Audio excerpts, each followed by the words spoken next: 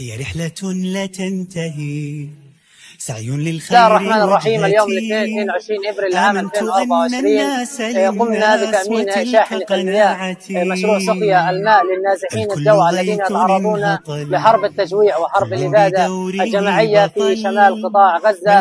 هذه شاحنة المياه بتبرع كريم وسخي من مؤسسة براستكس باكستان.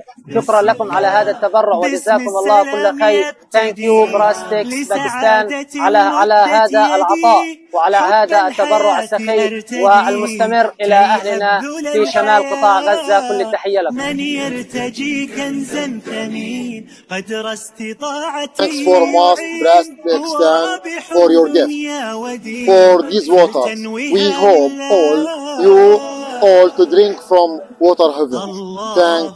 Thanks Mosque Brast Pakistan. تحيا بفطرتنا الآمل، نحيي نعمر أرضنا وبلا كلل.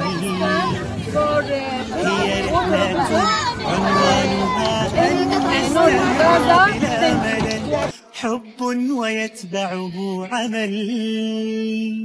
رحلة لا تنتهي، لا سعي للخير وجهتي. آمنت أن